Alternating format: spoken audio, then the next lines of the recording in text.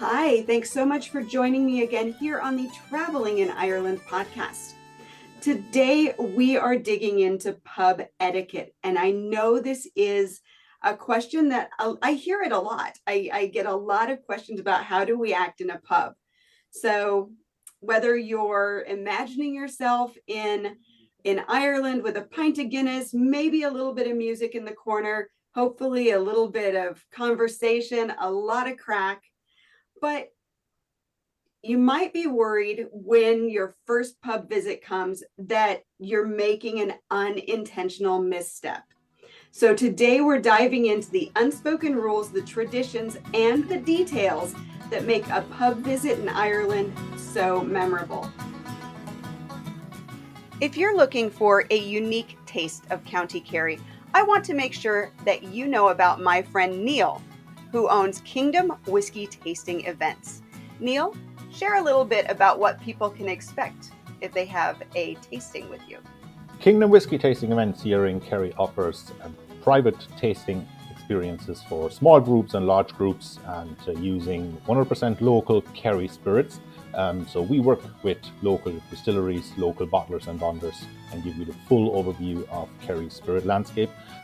Our experiences are designed for novices, connoisseurs alike, and we offer them all across the country. So no matter where you stay, be it in Dingle, Killarney, Tralee, Kenmare, or literally any place, we can bring your personal whiskey or gin tasting experience right to your doorstep.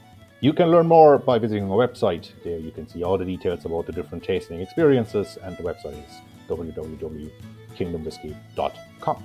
Or you can use the link irelandfamilyvacations.com/KWTE. Now, you're not just relying on me for this today, because although I could share my knowledge, sometimes it's just best to have it straight from a terrific source in Ireland. So my guest today is Willie Grace. He is a former publican. He was a private driver to the Smithick family, and so much more. his list of your list of past interactions, I suppose, are pretty amazing. And lately you can find Willie front of house at the Woodstock Arms in Inistioge. So if you want his stories, that's where you need to go. He also leads small group day tours from Kilkenny with Trails and Tales, and we're definitely going to touch on that as well. So Willie, thank you for joining me today. It's my pleasure. Thanks for having me, Jody. So I've given us a little bit of a lead into this, and I know already that we're going to have a great chat. For my listeners, this could stretch a little bit longer than usual. So you definitely maybe want to save this one for when you've got a lot of time. But let's start with the basics, Willie. What is a pub, and how does it differ from a bar? The big difference between a pub and a bar in Ireland is a bar,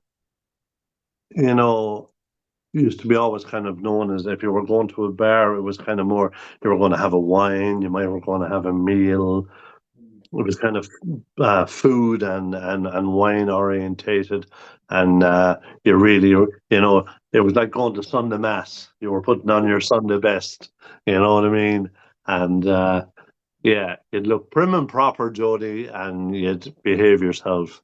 Whereas you go to a pub, well, that's a whole different story, because you've worked all week, you want to meet up with a couple of your mates, you have a bit of crack, to be a bit of music going on, lots of chat and banter, and it can be quite loud. A pub can be quite loud, you know what I mean?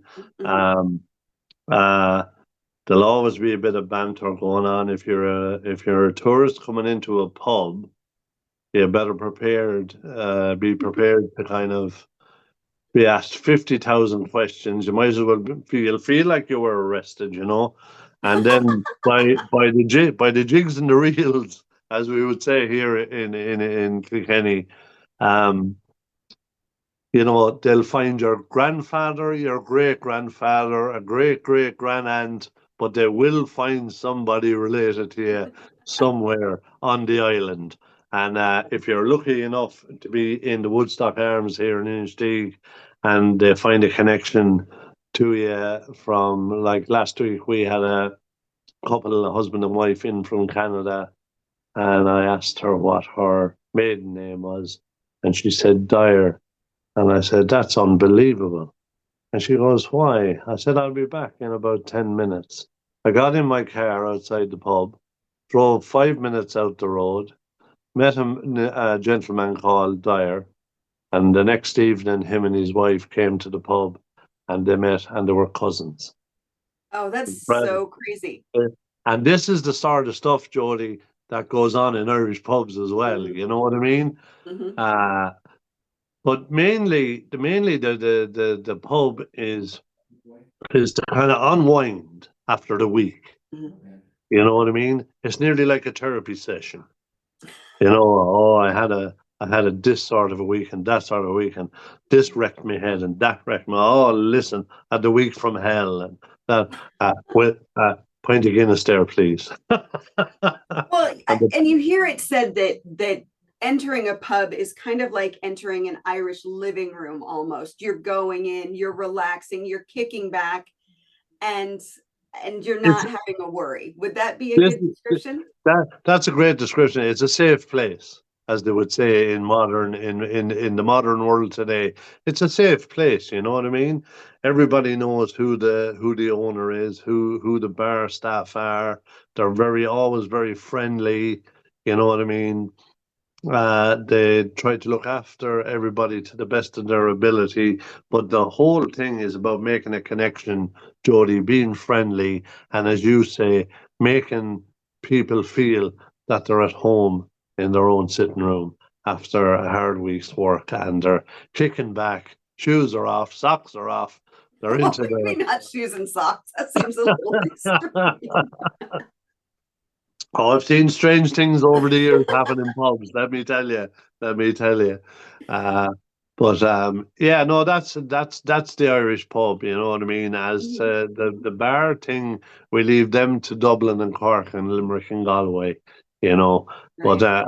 a proper if you want a proper pub experience when you're touring Ireland, come off come off the Atlantic way, come into real rural Ireland and into the villages, and you'll meet the locals and you'll have a chat, and it's an unforgettable memory that you will take back, no matter where you're from, Canada, America, Australia, England. You know what I mean? Mhm. That's the way of it, and it's kind of like our national sports over here, hurling and the football. Like, it's incredible to think that you can have 80,000 people in a stadium, absolutely going hammer and tongs, the players on the pitch, the fans up in the stands, and then when it finishes, well, the better team won in fair play and shake hands, and everybody walks off home, and there's never a, you know, the Yeah. match is over. There's never a crossword. Now you can have that same debate at a bar or at a pub, sorry, in rural Ireland. And it can get heated, and it can, you know what I mean, lads will stick in their heels, and but at the end of the night, when the pints are on, everybody's happy, and they're arm in arm, heading for Skibbereen, as we'd say. Everybody's friends again. So Yeah. let's move on to kind of entering the pub, ordering. Uh, I know that in pubs you are, if you're getting your drinks, you're going for bar service. You're not going to have a waitress coming to you No, to no, top up no. your drinks and things like that. So let's talk about maybe bar service versus table service, as well as paying. Do you Well, pay as you yeah. go? Do you run a tab? How does this all work? Well, Irish pubs normally don't run a tab. You wouldn't want to be lacking in confidence coming up to an Irish pub bar. Um, You know what I mean? You want to be able to hold your own, to be a bit of jostling if it's busy, and you need to shout, maybe across two or three rows of people. Uh, or you might have to put up the hand and gesture. I want two Guinness, or I want two Smithick, or I want whatever. You know what I mean? whatever your poison is, as we would say here in Ireland. Uh, and normally then you pay, that's it. And the way it has gone over the last couple of years, everybody's on plastic cards, paying by cards, which is a bit of a nuisance to a bar person because Mm-hmm. it's not like just hammering the till, shut and close, change. There you go. Now you got to pick up a goddamn machine. You got to put in Yeah, on a card, if they're not running a tab, it's like every time they've got to do this thing and sign and tap and sign and tap and sign. Yeah, it's a very good point actually, Jody, that you make. It really is. So maybe the pubs need to kind of have a look at doing the old tab thing, Yeah, because maybe then we just start carrying cash again. yeah. Well, that would be the better one. That would be the better option. Exactly, 100%. You know what I mean? But then the concept to a person in rural Ireland running the pub of having a tab running. Oh, Mhm. what a, they'll walk out on me. They'll be gone. Oh Lord God, they'll be I drinking for the will night. say in some of the busier, more popular areas, like I know in Doolin, like Gus O'Connor's will run a pub or Yeah, run a tab, yeah. things like that. But if you are out in a rural pub, yeah, that's just not a thing for sure. No, not happening. Not happening. And and it's not that you be told exactly what the reason is, but that's just the way it is. It's just the way it is. So, but what about, I know that pubs that do serve food, because not every pub serves food. So No, you do need to no. be aware, I guess, of the pub you're visiting, right? On whether or not you're going to get a meal. So you don't walk in assuming all pubs serve food and then be like, okay, now I can't get food. So how do you know? Is there a good way to know or just asking about? Well, if you're coming into a village or a town, um, you're really is you're just going to have to get out and ask. You know what I Mm-hmm, mean, or approach the pub itself, mm-hmm. and you'll see a sign outside. Good pub food Oh, served there you go. here. Yeah, and away you go. Um, yeah, it's an interesting one. But like if you over the last 15 years, we say we go back as far as the crash 2008, 2009. Like I was born and bred in Thomastown, which is about 5 miles Mm-hmm, up the road from Inistioge. And we had 13 pubs 15 years ago. We now have yeah. four. Yeah. And this has been happening, Jody, all around Mm-hmm. rural Ireland. They're losing pubs. So any pubs that are surviving, the point I'm trying to make here is if they're not doing food, they're in trouble. Gotcha. Yeah. So So it's then with food, then you would have table service, right? You would order your food at the bar and then it would be delivered to your table, or cleared from your or table or or no? or normally what would happen with us now is that you would come in, you'd be looking for something to eat and a few drinks, so you would be shown to a table. So it's kind of pub now, restaurant now. Now we're Mhm, moving mhm. in the direction of the pub restaurant that way, and a young server will come over and take your order, offer your Okay. food and your drink. Your drink will So, come to you first, then your food will come to you, and everybody has a nice evening. so each pub, depending on where they are and the staff and the setup, could just be a little bit different. And if you don't know, maybe just ask. Yeah. Now the big thing is always ask, because what you will find uh, glowing in any pub in Ireland, especially in any rural pub in Ireland, is the hospitality. We're there to help. We're there to, you know what I mean, make your experience, your visit to the pub Mhm, as memorable as possible. You know what I mean? Because mhm. otherwise, why are we in the business of it? You know what I mean? Um, I all my life have dealt with people in one sphere or another, and it's just who I am in my DNA. That I like to meet people. I like to meet new people, hear their stories, have a chat. I want them to have a good time in the pub. I want them to have a nice meal, and I want them to go away. You know what I mean? Saying, Jesus, I'd come back and visit that place again. That was good crack. We had good crack there now, and a bit of music can, and you'll So always, Jody, have three or four locals. Yeah. who are the pillars of that community. The pillars of the And they'll society there. and they'll tell you anything you want to know, whether it's about politics or religion or whether not to speak, as they would say, the two things you never speak about in an Irish pub is politics and religion. Yep. So probably one of the biggest questions that comes up is tipping in Ireland. So what should people know when it comes to tipping their bartender or their wait staff if they are doing food? What do people need to keep in mind in a pub? Well, in a pub, if the pub is doing food or if it's just doing drink, Mm-hmm. I would keep this very simple, Jody, in the Mm-hmm. thing that it's like anything in life. Um, you know, if you get a good service, then give a good tip. If you Mm-hmm. don't get good, and if you don't get a good experience, either don't give a tip at all or just give a small tip. You know what I Mm-hmm. mean? Uh, Now the Irish are we normally do a job and get paid at the end of the week. End of Mm-hmm. story. So the whole tipping thing to us in the hospitality sector is a nice bonus. Right on. So So so keep it so simple. so keep it simple and let us go over the top and kill you with hospitality. So what I hear is don't stress about it so much. You're not going to break any societal norms, no matter what you do. Just you're there to have a good time and be Yeah, gracious if you want.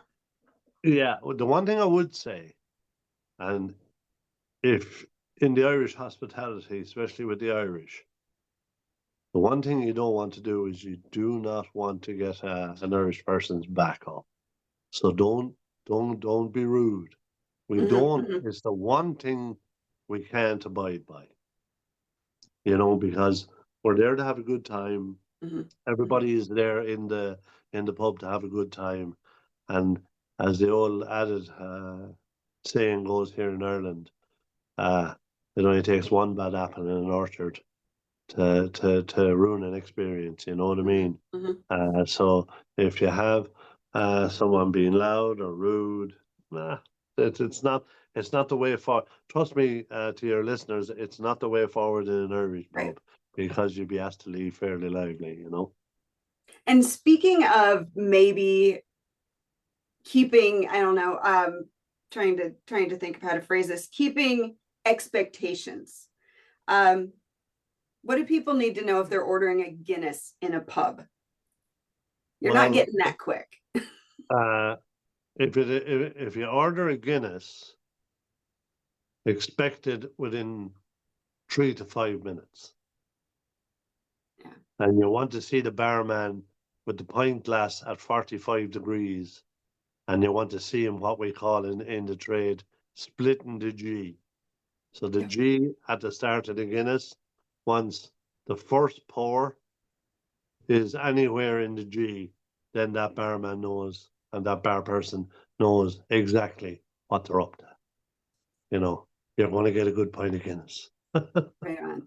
What So do you we think? kind of talked about how many pubs now will have food just because it's really important for the survival of the pub. Like you said, there have been so many pubs, and I was reading an article not that long ago that said like 25% of rural Irish pubs have closed since COVID. And I know there were closures before that. So the rural Irish pub is becoming more of a kind of an experience you need to seek out a little bit more than maybe you used to. Yeah, the legendary pubs now are coming to the fore. The legendary rural pubs are really coming to the fore now. You Mm-hmm. know what I Mm-hmm. mean? And I feel a lot of them are stepping up to the plate in providing a great experience for the customer, for, you know, whether it be local or whether it be a tourist. Mm-hmm. So it's kind of got a double-edged sword thing. There was a lot of pubs, I would say, Jody, in Ireland that should never have been allowed to open, you know, because they just weren't giving you a proper service. Mm-hmm. It was more about convenience than anything. But no. It is. You come to any Irish pub now, and you're going to have a good experience. Excellent. You So, know. so thinking about that, where do families fall within the pub? Because as we said, it's kind of the living room. The public house was not meant for 21 and up. So what do people need to know if they're traveling with children and want to visit a pub? Well, you will find even with the country pubs now, like we here in the Woodstock Arms have 7 guest rooms over the pub. Mm-hmm. So you can come, you can they need to know that a child has to be kind of gone by 9 o'clock. Mm-hmm. Depending on age, it might be 7 o'clock, you know. Mm-hmm. So they got to be very aware of that if they're out for a meal and they want to stay on for a few drinks. You know what I mean? Now, I would say, Jody, uh, it's kind of a frowned upon thing and always was in Irish society to have kids in a pub. Really? Yeah. In an Irish rural pub, unless it was a kind of a christening, confirmation, a wake, or whatever, then it would be. But normally, um, yeah, it would have been slightly frowned upon because children should know their place and not be making noise and running around and jumping up on chairs and you know what I mean? Because people are there to enjoy their pint and have a chat and stuff like that. So yeah, even to today, a lot of people would still stick by that old Okay. rule. Yeah, yeah. Interesting. Then I have been committing faux pas for years. Well, as I say, if you want to see the real rural Ireland and the real pubs, come. Otherwise, from that, we're beautiful people to come visit and see. Just don't ruin the experience. Mm-hmm. Well, and so actually what I'm hearing from that is know when they can be there, when they need to leave, and make sure that you keep control of your kids. They can't be running around, they can't be disturbing people. Correct. They have to, they have to act responsibly. They have to act responsibly, and it comes down to the parents. You know what I mean? Being in control of what their kids are up to. It's very simple, Mm-hmm. It's Mm-hmm. as we would say back in the day, Jody, good manners. Yeah, there you go. Yeah, there you go. So yeah, no, yeah, and that's one time a lot of pubs would have had a pool table and a dart board. Mm-hmm. Mm-hmm. That would have been a big thing. That seems to be gone a little bit as well. Uh, you would have to go into deep rural Ireland now to find the darts going on, or a game of cards, or Mm-hmm. a bit of pool. You know what I mean? And Okay. also, we find over the last 15, 20 years, especially, I don't know whether it was the COVID had an effect on this, but now the millennium kids, as we call them here in Ireland, 30 years or under, um, they're very, very aware now and very conscious of how they look, about their well-being. Mm-hmm. Mm-hmm. So it is it part of the shutting of pubs has moved to them now going to gyms and coffee shops. Mm-hmm. Mm-hmm. So coffee shops would have made a big boom in Ireland over the last 15 years. Yeah, as more of the meeting place Yeah. of that age group. Yeah. On a Saturday and a Sunday, where if you went back 25, 30 years ago, uh, teenagers and young adults couldn't wait to get to a pub, or if there was a band playing, and we were talking, you were getting out the door if you were still living at home on a Friday evening, and you weren't returning until the Sunday evening.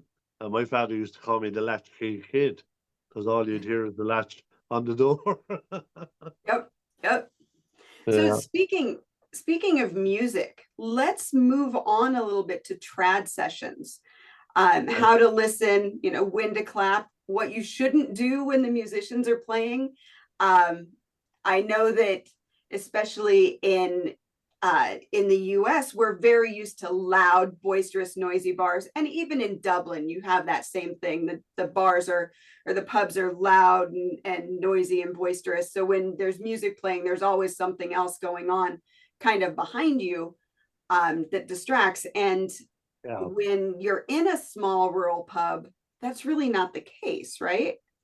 No, that's not the case at all. To be great respect given to the musicians, because now we are into, especially traditional musicians, because they're coming from a different background. They're coming from this is in our DNA, as it's like what I say about people ask me about dealing with American tourists over a 30-year period. The thing about all of that, Jody, is there's a big respect given to the traditional musicians, and you will always know there'll be a little bit of talk. It'll be a little bit loud when they get going, but then when the banjo and the bodhrán and the fiddle start to kick in, and next thing when you hear a couple of yeps and a hoo and a up you boy and then the crowd are starting to interact with him, and when you hear the bodhrán player saying to his other fellow musicians, "We're stuck in diesel now," he means we have him hooked in now, and let's rattle it out now. So yeah, it is a thing to be mindful of. These are people, they've given their life to learning these instruments.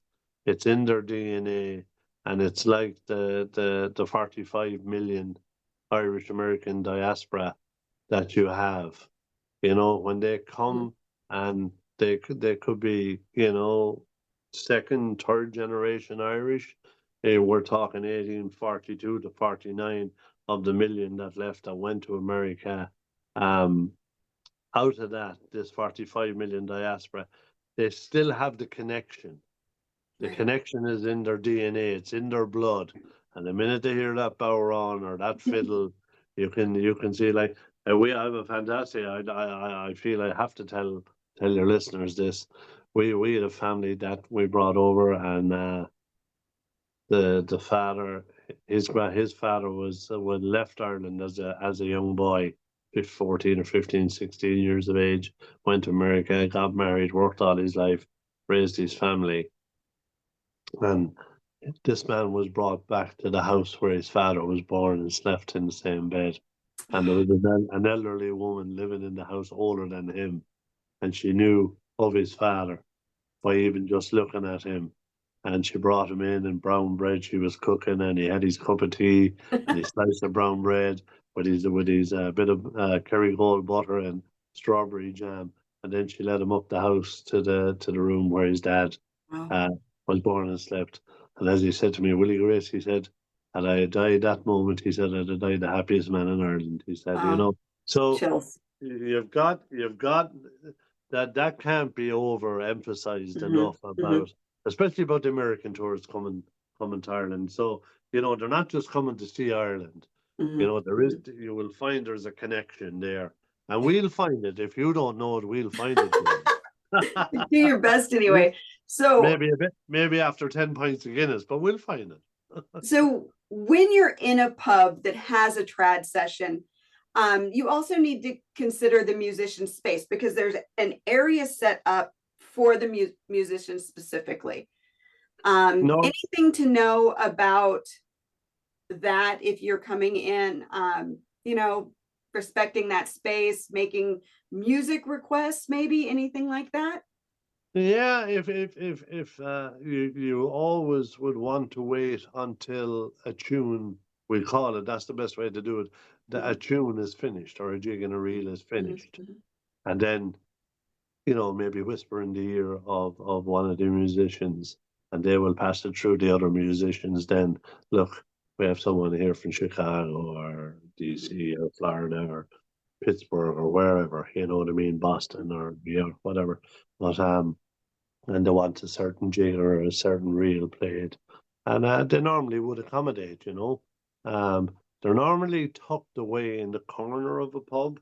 Mhm. Normally in the winter, we hold our trad sessions on a Thursday night, so normally around an open fire with a bit of. So yeah, it's an experience, Jody. It's an experience. Yeah. Very nice. So what I'm hearing with the musicians is you're respectful when they're playing. You're not being overly loud and talking above the music. You're showing your appreciation when a tune finishes, and not not interrupting. Right? Is that Not kind of the gist of that? 100%, but that works both ways. Okay. If a trad evening starts, Mm-hmm. within seconds, the customers will know. Yeah. Have they got somebody starting out in the trad business, somebody halfway through it, or a master? And Okay. you'll know by the sound of the banjo and the bodhrán and the fiddle and the box. And if you have happened to be lucky to have a Mick McCauley or a Tommy Lanigan or some of these guys who, because a lot of people associate traditional music with the west of Ireland, from Mm-hmm. Donegal Mm-hmm. all the way down the west coast to Dingle, down to Dick Max, and maybe a little bit across into the Ring of Bear and the Ring of Kerry and everything. But the southeast of Ireland has serious musicians in it, Mm-hmm. and yeah, they'll silence the room fairly quickly when they get going. So there's a little bit of it both ways. But again, Jody, too, it comes down to a little bit of respect and a little bit of manners, Yeah. So just kind of to wrap up this bit on kind of pub etiquette, can you tell us about the tradition of buying a round? Where does this come in? Because I think a lot of people are very aware of that tradition. They know that it can happen. What do you need to know if you're invited into a round? Well, what you need to know if you're invited into a round, you see, this goes back to school days. And the boys then leaving school and meeting up again after a week's work. Mm-hmm. And they're going to absolutely rip it. Friday night, Saturday night, right? So if say there's 5 or 6, 7 friends, they will know exactly how many pints they're able to drink each. Okay. Okay? So you're starting to get up around 7 or 8 pints, Jody. That's a lot. Things are starting to get a bit hairy and leery, So a lot of it now, funnily enough, will come down to economics. Okay. Right? So one guy might have a good job and he has a great pay. One of the friends, other lad might be on an apprenticeship, might be, you know what I mean? It's a social economic thing. Okay. And when you're into about the 6th or 7th round and it's your round, one of your other friends might have a look at you and size you up and see, and without saying a word, he'd say, "Look, don't worry about that. I'll get that round. You get us the next night." You know what I mean? There's all that. There's all these little social but things. that requires knowing, right? So that's Right. like a personal, out with the lads thing. But what if you're a tourist and you begin chatting with a great group of guys, and it comes time for a round, and they say, "Hey, we'll get you in this round." Yeah, how do you react to that? And do you need to get the next one? What do you do? No, you have 2 ways of reacting to that now, and you got to be very careful. That's a very, very good point you bring up. You got to be very careful where you are, who you're with, what you've joined. You could, of course, automatically, good manners, return the compliment of buying, "I'll get the next round, lads." But you got to be careful who you are, because that could be shown as an insult. Oh. You understand? You're an American You're tourist. a You're guest, here. yeah. You're a guest here. We invited you into the round, and that's the end of that. Now, Okay. if you take myself, who I'm a very rare breed of an Irishman, I never drank in my life. So I'm out with the guys in the pub, okay? The round is going on, and I'm on a cola, right? I am 55 years of age now, and I've been going to pubs since I was 16, and I don't know what it is to buy a pint because I'd be at 55. I'm still treated like a 10-year-old. Oh no, that man doesn't drink. No, God, no, no, no, no. He won't be buying any rounds. Oh no, Okay. but your money is not. So there are all these little social things going on in it as well. But that's a very good point you bring up about being a tourist and if you're So, invited into it. Now, the other side of that coin, Jody, uh-huh. is if you're a tourist, you got to be very careful. You know, you start getting involved in it. You start getting involved in an Irish round, and you might wake up 2 days later. You know, with a severe headache. Yeah, those Guinness don't take long to hit. So I guess what I'm hearing with that is be gracious when it's offered.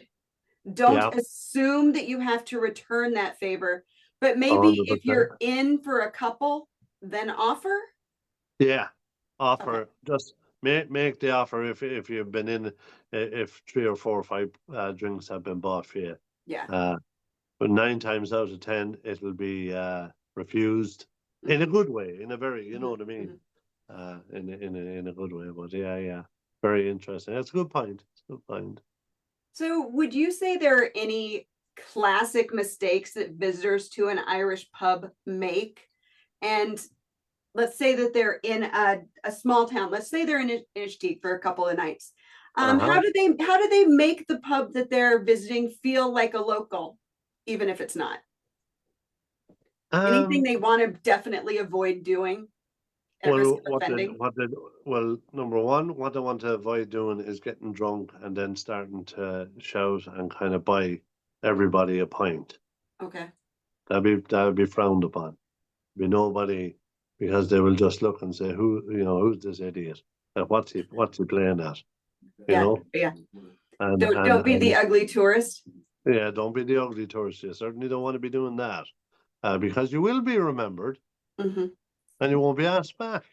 You know what I mean? And the odds are that the owner of the pub or the head barman or whoever or barwoman person could turn around and say to you, "Oh no, me bio, you were in here the last night. Now we won't be having any of you tonight. Now we prefer if you leave." You know, and it could get that serious. You know, so come in, approach the bar, have your interaction with your bar person, sit down, enjoy your drinks, and odds are the person left or right of you will start chatting away to you.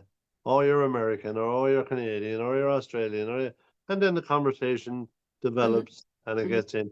And that would be my advice to any tourist visiting any rural pub in Ireland. Go in, keep your head down, gently integrate, and see where it takes you. Excellent. So go in. You're not a bull in a china shop. That's what I'm hearing. No, Just certainly not. go Certainly in. Don't walk in like you're the star of the show has arrived and just Yeah. No, they won't. Yeah, no. That doesn't go down with the Irish well. We don't do. You see, you're coming to a country, uh, of people who have been. We love the underdog. We're all about the underdog here. You know what I mean? So don't be coming in brash and shouting and roaring and throwing your money around the place. No, we don't do that. We don't do that. No. excellent. Excellent. Yeah, that's great advice. Just to come in and just Blend in. blend in. Terrific. Blend in. Yeah. So, Yeah. Willie, we talked a little bit at the very beginning of our chat, kind of about who you are and what you do. And you've mentioned the Woodstock Arms in Inistioge a few times now. Charming, charming little inn with a pub. Super excited. I'm actually going to be staying there next May. I'll be there for a night with a group. So I'm looking forward to that so much. I So hope tell us. I hope it's on the 27th of May. That's my birthday. It's not. It will be before that. Oh, I think it's the 3rd. I think it's the 3rd. It'd be good to have you anyway. But can you tell us a little bit about Woodstock Arms and Inistioge? Inistioge is one of the most picturesque villages in Ireland, in my opinion. And I've been in every county in Ireland multiple times. It holds a serious history. It was built in the 12th century by a guy called Thomas Fitzanthony, who also built Thomastown. He built a big castle up there. In 942, the River Nore runs down right through the valley, as we're down in a valley here, under the legendary Woodstock estate, which was built in 1741. So it would have been a Quaker village as well at one stage. But the Vikings were defeated here in 942 because it's the lowest point of the River Nore. And then they were gone to New Ross and gone. That's the last time the Vikings were in Ireland. So it's a beautiful place to come and visit. It has held 3 Hollywood blockbusters. Mia Farrow in Widow's Peak, Chris O'Donnell, Minnie Driver in Circle of Friends, and then we had Signature here a couple of years ago. So if it's good enough for Hollywood, it's good enough for anyone to visit. It's the Woodstock Arms offers a great evening of social drinking, lovely pub food, trad music. We have it all going on here, Jody, and we're refining it every day as we go on. So the experience for the tourism season next year we should be hopping. It should be good crack. And enjoy yourself here. And as I mentioned, you are front of house there at the Woodstock Arms in the inn, right? So if people wanted to come and have a chat with you, that's where to find you in one spot anyway, right? It's one of my guys. It's one of the places I pop up. I'm like a bloody genie, so I am. But you could find me anywhere. I nearly go as far as saying I'm nearly like a leprechaun with me crock of gold. No, but if you come to the pub and meet me, especially if you're a tourist, and with the years and years of knowledge that I've acquired over the years, as I say, I can either take you out on trails and tales, give you a local tour, show you stuff that you would never see on a mainstream tour on the Atlantic Way. You know what I mean? I want people to be able to come to Kilkenny and say, that was unbelievable. I never thought I would see that. You know what I mean? And then if you don't want to do that, I will set out where to go, what to see if you're driving yourself. So it's a win-win situation as a tourist if you come visit us at the Woodstock Arms. I know it sounds like I'm promoting here, but it is. It does exactly what it says on the tin. You know? And Inistioge is actually really well located. You're only about 90 minutes from Dublin Airport. So it's a nice spot for a first night. It's a nice spot maybe for a last night if you have a later flight going out. Charming town, as we've said. Yeah, it's a beautiful, charming town. And as you have Woodstock Gardens, you have Woodstock Waterfall. That's literally 3 minutes from the pub here. You know what I mean? The pretty picturesque bridge there. What is it? 10 arches? 12 arches. Yeah, it's a very, very rare bridge. And then you got Stanford Castle up in Woodstock Woods, looking down over it, is actually the opening scene of a bus going across the bridge in Circle of Friends. Yeah, it's I know it's a fantastic. I went for a walk underneath Woodstock Wood this morning, River Nore on my left hand side, a beautiful archway path made with the trees arching over it. You know what I mean? You pay thousands to travel around the world to get an experience like it, and we have it in abundance here. So yeah, we're kind of. I think Irish people at times don't appreciate enough what they have. But anyway, that's just my opinion. I think that can be said for anybody, no matter where you live. You're very used to it and you don't appreciate it. But, that said, there is a lot to appreciate about Ireland. So, and for Kilkenny is one of my favorite counties, has been for years and years and years. And there's so many amazing things to experience within the county. And because I know that you have loads of information county-wide, and Yes. you already mentioned getting off the tourist trails and seeing things that are different. If somebody were to sit down with you and say, tell me 3 things in County Kilkenny that I should see, what would they be? Are you ready to hit the road in Ireland? When it's time to compare car rental prices, check out Irish Car Rentals, my top pick for great vehicles and outstanding customer service. Plus, I have a special treat for you, an exclusive 10% discount when you book using link IrelandFamilyVacations.com/ICR. Start your journey the smart way, save more, and explore more with Irish Car Rentals. Well, number 1 would be Jerpoint Abbey, just outside Thomastown. It's a fantastic structure. Mm-hmm. The unbelievable history from the 13th century, the end of the 12th or start of the 13th century.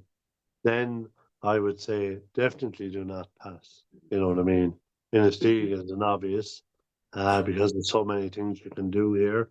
And then I would have to say the medieval mile inside in the city, from the castle all the way up to St. Canice's Cathedral. It's a straight mile. You got the Smithwick's Brewery, you got the Town Hall. Kilkenny was in 1649. It was made capital of Ireland. It was given its own charter by King John I. There's just multiple history, and it's the only medieval city in Ireland. Mm-hmm. So it's a terrific city. They would be the 3 places, and also you've got the Priory of Kells. Love that spot. Yeah, and you got King's Mills there, so it's a lovely wander around. It's so beautiful. We've just got so much to offer here in Kilkenny. I think it's I'm obviously a little bit biased because I'm a born and bred Kilkenny man. So as they call us here, I be the Cats. Because we have 9 lives in hurling in the sport. even when you think you have us beaten, we're still not beaten. And then 40 minutes from Kilkenny City, you have the legendary Rock of Cashel. Mm-hmm. Even though just over in Tipperary, it's a great base. Yeah, which I hate mentioning. Being a Kilkenny man, we do not like Tipperary, but that's a whole different ball game. But Kilkenny is a terrific base to get over into Tipperary. I mean, if you want to have a base for a couple of days, Inistioge, Kilkenny City, either of those locations are great to day trip out to multiple places. Multiple places, and as I say, we have the 7 guest rooms over the Woodstock Arms here. So what we're finding now is, people are coming, staying the first, second, maybe third night, basing themselves here, and they're just moving out. It's perfect, and you're not killed with a long drive, or you're not heading to Killarney, you're not heading to West Cork, you're not heading to Donegal or Westport, so. No, it's a gem, and we've also got over the border, which is only 18 minutes away. We have the Copper Coast beside Tramore Beach and all of it. unbelievable scenery, unbelievable beaches. You know what I mean? So they don't call us the sunny southeast for nothing. Well, Willie, I want to thank you so much for taking the time to chat with me about Irish pubs as well as Inistioge. I cannot wait to meet you in person in May. Hopefully you will be around I'm and really looking forward to it. can Yeah, share really more looking stories forward to it. with me then. But thank you so much for your time. And of course, my listeners all know that there will be links in the show notes for Woodstock Arms, for Trails and Tales, and where they can get more information and hopefully come visit you themselves. Well, it'll be an absolute pleasure, and we will welcome anyone who wants to come, have a nice drink, bit of pub food, and we'll tell you stories. And as an old friend of mine, Morris Holden, once said, Willie, there wasn't it a good one if it never happened.